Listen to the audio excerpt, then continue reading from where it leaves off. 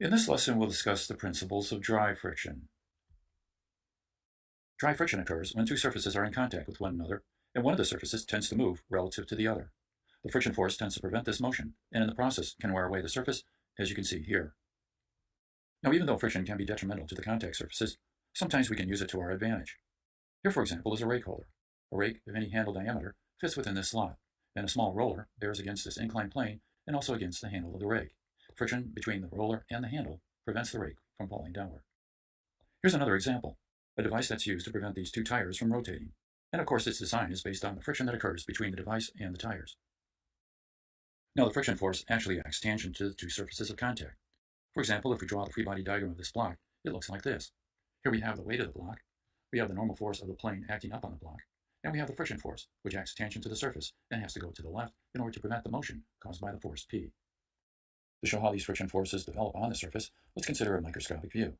Here's the block in contact with a point on the surface, because both surfaces are actually irregular, and they only contact each other at various points. Here's a reactive force, delta R, which is caused at this point of contact, the effect of the surface on the block. It has two components. Delta N contributes to the resultant force, N, and of course delta F, our friction component, contributes to our resultant friction force, F. Now, realizing that friction tends to resist the motion of something, let's consider the wheels of this tractor. On the back wheels, the motor tends to rotate the wheels in a clockwise direction.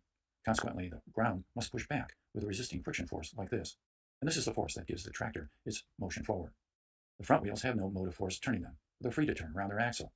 Consequently, the friction force acting on them by the ground must be going to the left. In other words, to rotate the wheel this way. So when you have power driven by an axle back here, you have a reactive force which has to go this way. Whereas here, with no power on the axle, the force has to go this way. Here's an example of these forces acting as this four-wheel is brought up into the bed of this truck. Now let's discuss the theory of dry friction. Consider this block with its free body diagram. The applied force P is tending to move the block to the right, and the friction force resists this motion or movement by acting to the left. If P is small, the friction force is an equilibrium force that's equal and opposite to P, and as P gets larger, the friction force grows in size by a corresponding amount. However, if P gets very large, the friction force can only reach a certain limit, and then of course it becomes overwhelmed, and the block will begin to move or slip. Here's a graph to further explain all this. For small values of P, we have a corresponding value for the friction force, and that's why this line is on a 45-degree slope. Notice that when P becomes large, though, and reaches this critical value, then we reach the maximum friction force that can be developed at the surface. It's called F sub s, the limiting maximum static friction force. P is increased any further, then you'll notice that the friction force drops off to a lower value, called F sub k, a kinetic friction force, meaning motion will occur. And so let me summarize these ideas. First, F is a static force if it maintains equilibrium. Second, F is a limiting static friction force, F sub s, when it reaches its maximum value for equilibrium. In other words, right up here. And finally, F is called a kinetic friction force when sliding occurs, and so it drops to this lowest value. Alright, so let me say a few words about this limiting static friction force, F sub s. We have impending motion when this occurs, and of course we still have equilibrium. But there's a relationship between this maximum static force of friction and the normal force at the point of contact. And the proportionality constant is called mu sub s, the coefficient of static friction. Now let's consider the case where the force P is greater than the maximum static friction force. In this case, we'll have sliding. And as a result, the free body diagram will look like this. But here, the kinetic friction force can be related to the normal force, as we did with the static friction force. That equation is this one, where F sub k, the kinetic friction force, is equal to mu sub k, the coefficient of kinetic friction, times the normal force. And so the characteristics of dry friction can be summarized in this way. First, the friction force acts tangent to the surface of contact in the direction that prevents the motion. Second, if slipping is about to occur, then F sub s, the static friction force, is equal to mu sub s, the coefficient of static friction, times n. And third, if slipping is occurring, then the kinetic friction force, F sub k, is equal to mu sub k, the coefficient of kinetic friction, times n. Realize that both mu sub s and mu sub k are dimensionless constants that are found from experiment. And also, mu sub s will always be greater than mu sub k, simply because F sub s is always greater than F sub k. Okay, so before we end this lesson, let's draw a few free body diagrams for problems that involve friction, and then we'll use these ideas in the next two lessons where we'll solve some problems that involve friction. As a first problem, we'll consider this one, a ladder which is resting against the wall and on the floor, and the ladder has a tendency to slip downward.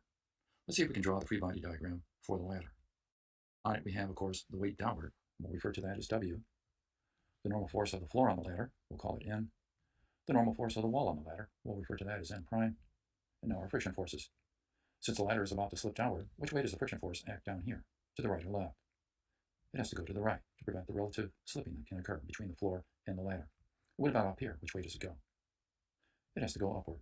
We refer to that as F prime. Apart from labeling these forces, of course, we need the dimensions of the ladder and the angle that it makes with the horizontal or the vertical. All right, now consider this one, where this person is pushing this way on this white wedge, trying to move it to the right.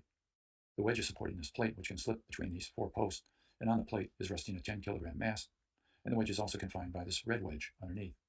We'll draw the free body diagram for the white wedge. On it we have, of course, the force P. We also have, of course, the weight of this mass, and since the mass is 10 kilograms, the weight is 98.1 newtons.